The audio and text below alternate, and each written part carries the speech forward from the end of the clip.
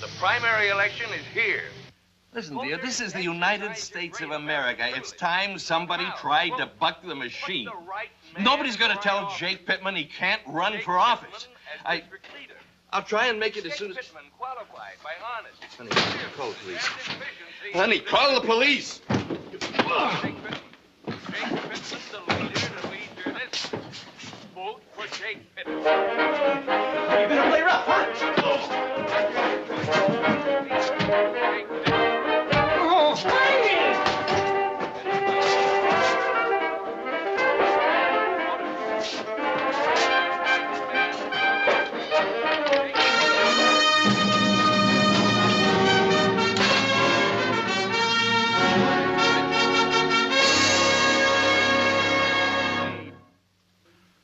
Up until the 1920s, the connection between gangsterism and politics in the city of New York was vague, limited. The political boss was in command and the hoodlum accepted it. He was a strong arm for hire and nothing else. But Prohibition gave the gangster something he'd never had before, an unlimited supply of money. Money meant protection, and protection meant power. For the first time, the gang leaders began to see the possibilities in controlling the men who controlled the patronage. They began to gather like hyenas, waiting for an opportunity to move in. Number one hyena, this man, Arthur Vernon Harris, graduate cum laude of prisons from Maine to Florida. One-time hijacker for the Schultz mob. One-time independent trigger, available to anybody for a price. We knew what he was after. All we could do was wait for him to make his move.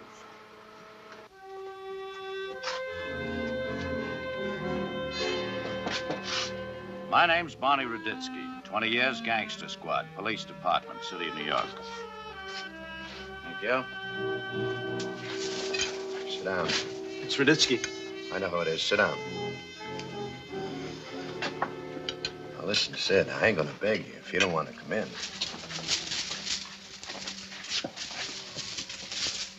Ah, looks like old home week at Sing Sing. Hmm? You know, you boys shouldn't cluster up like this. Somebody threw a pineapple in here, half the gunsels in New York be out of work. Hi, Ruditsky. Say it, Art. You know my kid brother, Babe, don't you, Barney? Yeah, we've had some talks down headquarters from time to time. Sit down, I'll buy you a noodle. Fact is, I've missed our little get-together. Suppose we remedy that right now, Babe? Come on. Come on, where? What's the matter with you? When I tell you to come on, you come on. You understand? Look, I didn't do anything. The man is dead, punk. What man? You know, Ruditsky, I don't want to tell you your business, but I think you ought to know. Babe's been with me the last 5-6 hours. Oh, it's fine. Fine. You just stick to that story and you'll wind up in the chair with him. Look, your stupid kid brother's been using his pipe wrench again, just as good as a signature, a big fat X. Now move. What do you keep wasting everybody's time for, Ruditsky? You can't tie me up with that.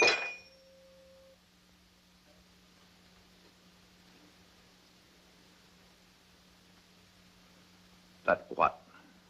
Whatever. Suppose you just let me try anyway, hmm?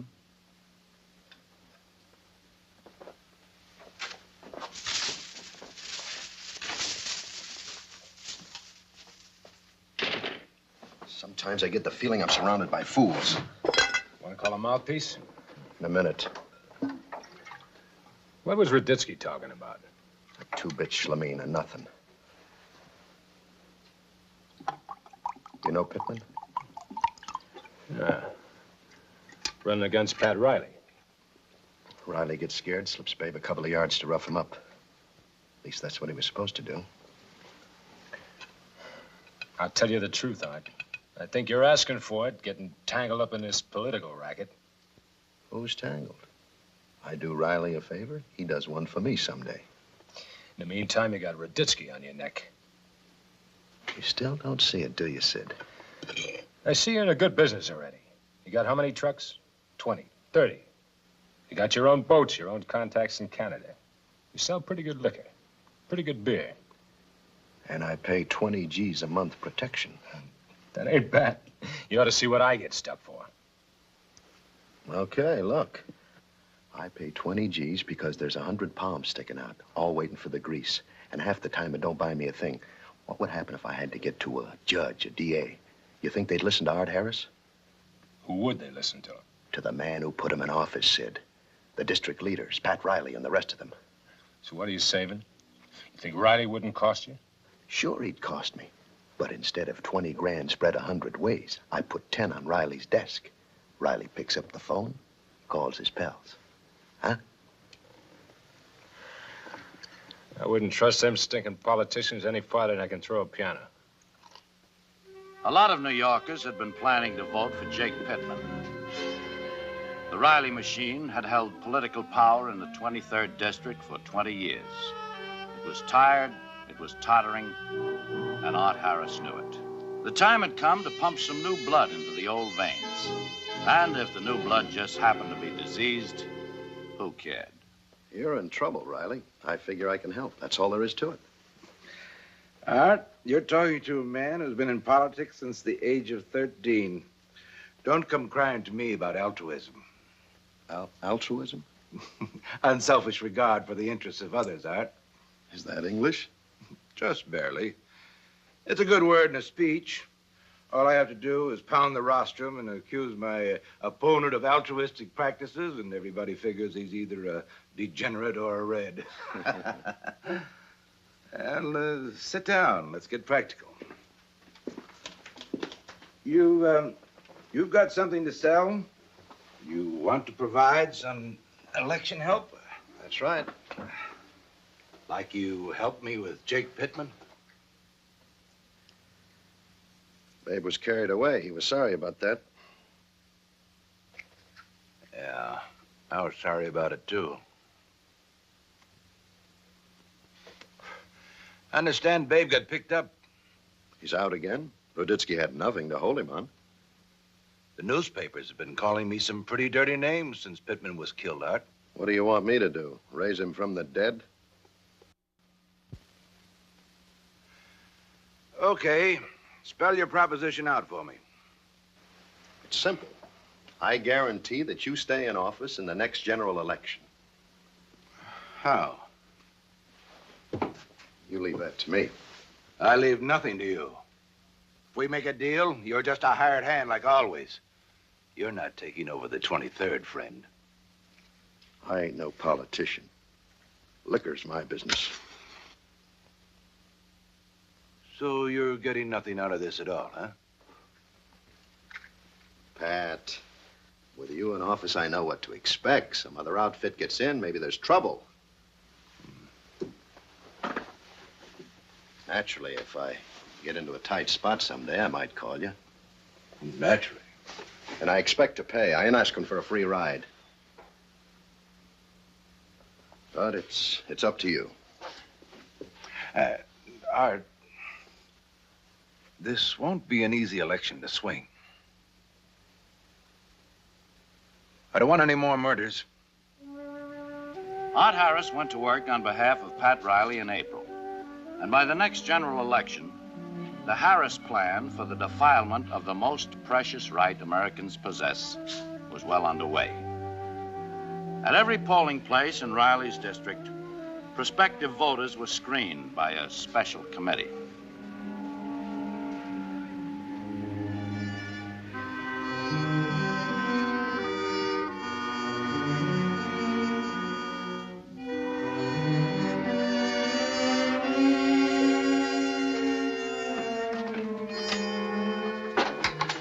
Everything went off as scheduled, but just to make doubly sure that nothing had gone wrong, the ballots themselves were examined and, if found deficient, were corrected, exchanged.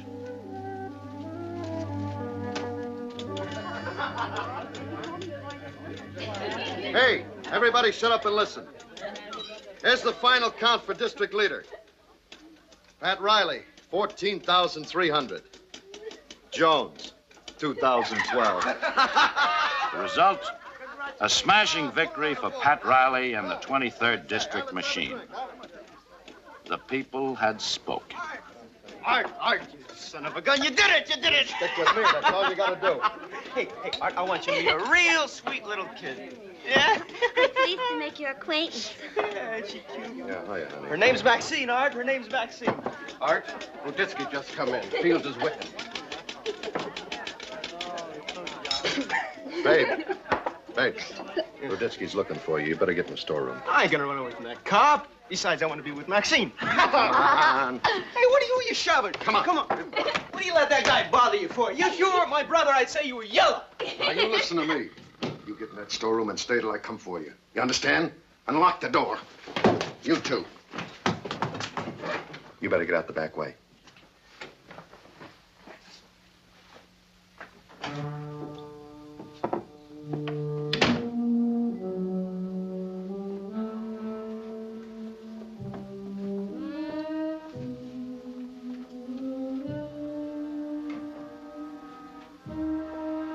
Hiya, Barney. Welcome to the 23rd. Thank you. What are you, the official host? You might say that. How about a drink? Oh, you had quite a night for yourself, didn't you? All due to you. You must be real proud.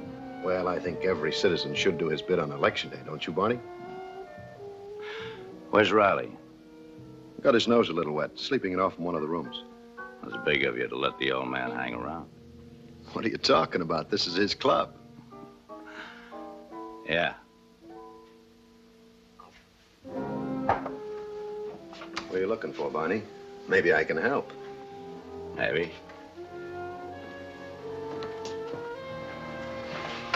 Oh, I'll sign him in there. You looking for Babe? I can tell you where Babe is. Where? Home.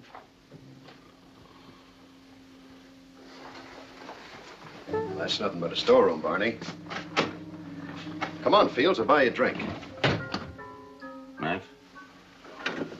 Reassuring, huh?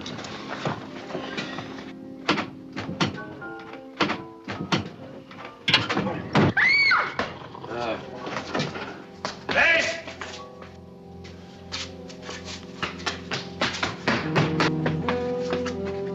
Try to cut him off around the block, Max.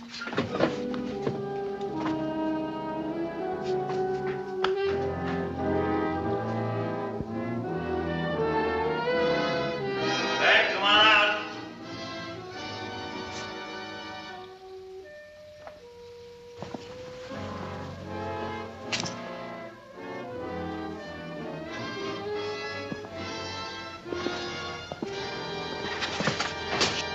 That broke, shoot!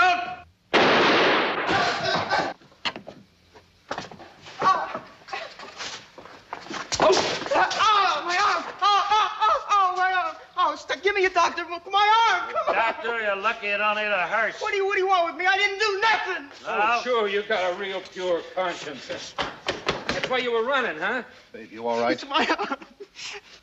What are you trying to pull, Ruditsky? What are the charges? The murder of Jake Pittman. It took us a little time out, but we finally made it. We got the wretch with his prints on it. And some skin and hair from Pittman. Let's see your mouthpiece try to spring him this time.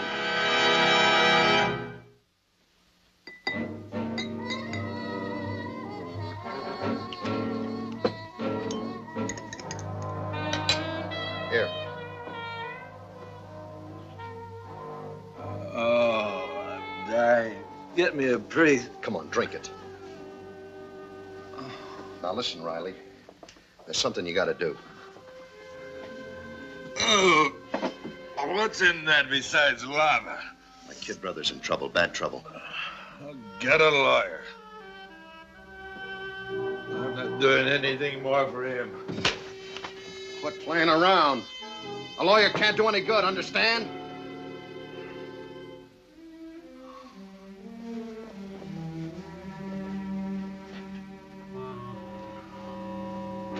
We gotta go higher, Pat.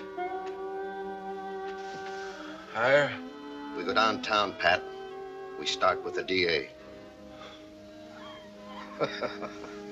You think that's funny? What's the matter with you, anyway? Is this one of those little favors you were going to ask of me? DA's a friend of yours, ain't he? Certainly. But I can't use my influence with him. You can. No. No, you listen to me, Pat. I wouldn't have to kill you. I got boys who don't get carried away like Babe. These guys can take you apart like a cheap watch and still keep you ticking every minute. You want me to call him?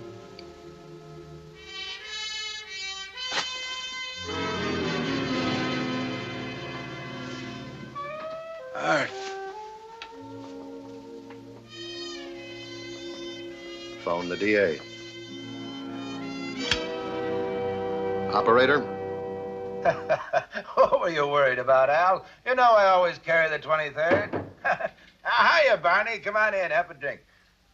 Yeah, telegrams by the thousands. You miserable punk. I'll call you back, Al.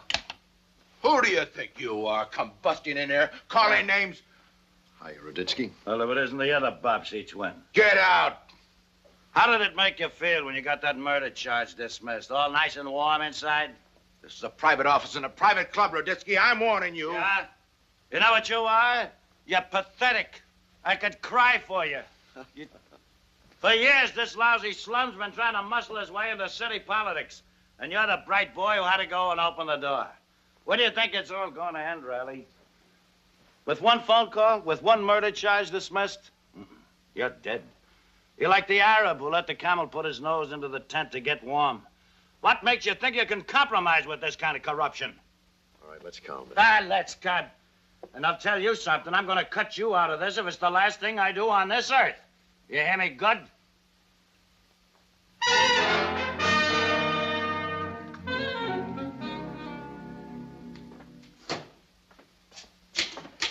Max? Barney? Anybody get a line on Babe? No sign of him. I guess the word got around you were out looking for him. Yeah, maybe. I don't know why. Barney, look, all you can do is bring him in and question him and then let him go again. That's not going to bother Babe or his big brother Art or anybody. Well, you're half right, Max. What do you mean? Suppose we do more than question him. Now, suppose we slap a legitimate rap on him for every misdemeanor. How we could have him in here a dozen times a week. What's the advantage?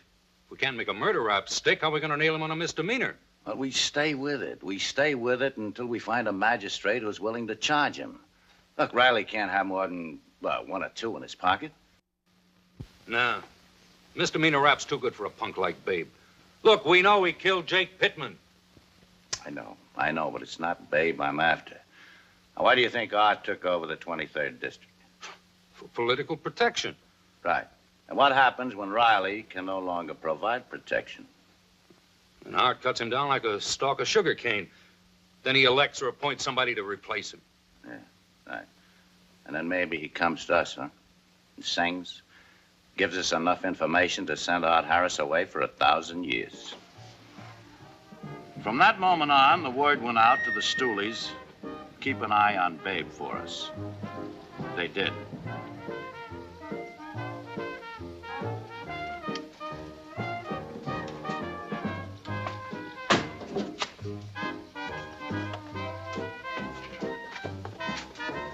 I'll take it, Babe. Hey, aren't you ashamed of yourself? Don't you know it's illegal to deliver whiskey? What do you think you're shoving around? Listen, you. When are you going to learn how to resist an officer? Just wait till my brother hears about this. Oh, big deal.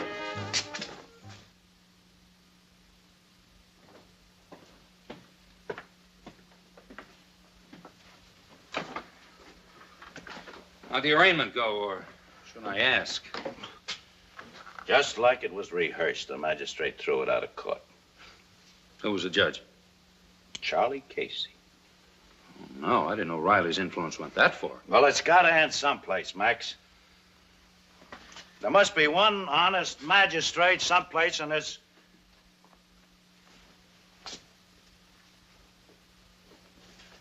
What do you know about Floyd Lewis? Oh, he's a good judge. Honest, clean as a hound's tooth. I think so, too. I think I'll go see him. I'll be at General Sessions if you want me. Good luck, little David. Yeah? Well, listen, pal.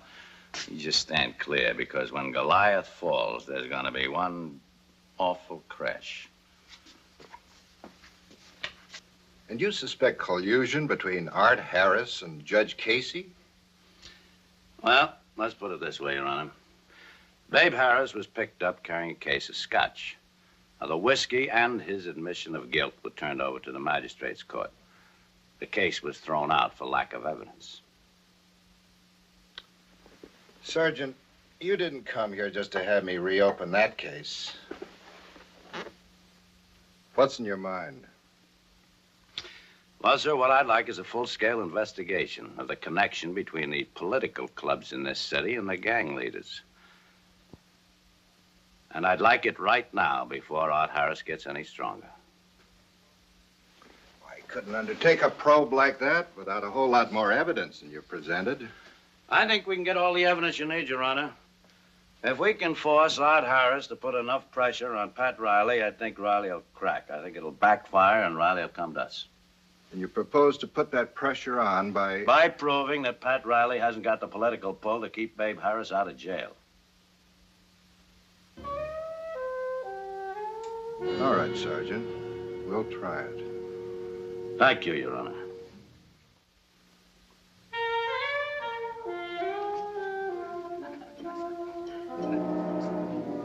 Art, I tell you, nobody can talk to Floyd Lewis. I did everything I could. Then everything isn't enough, is it? Pass the soy sauce, will you, pal? Art, you gotta understand. Riley, why don't you go home? You look so sincere, you're spoiling my dinner. We'll have a talk a little later on. Stop treating me like a messenger boy. Sorry, Mr. Riley. I'm no Jake Pittman. I've got friends. Are you sure, Pat? You couldn't buy them all. Why not? Look how cheap you came. Harris, you wouldn't dare touch me. I'm the district leader. You're nothing.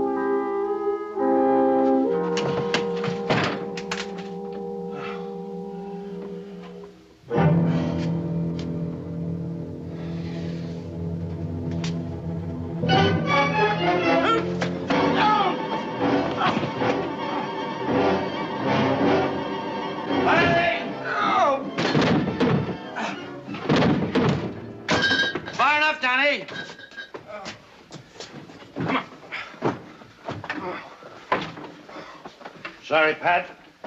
We were on Art. Oh, thank God. Thank God you got here in time. He was waiting inside for me. You devil. You dirty, filthy scum. Easy, Pat. Get easy. I say, how about a statement? A statement? Yeah. I'll give you a whole book. Good.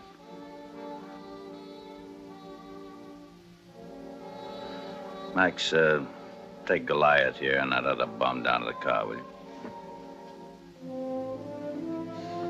Yeah. All right. Come on. Pat Riley sang like a bird.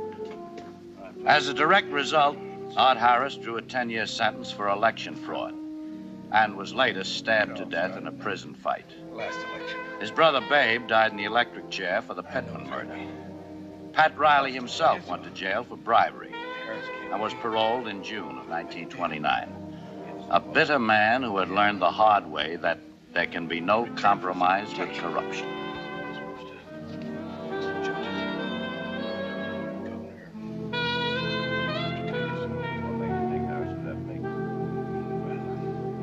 on all sides.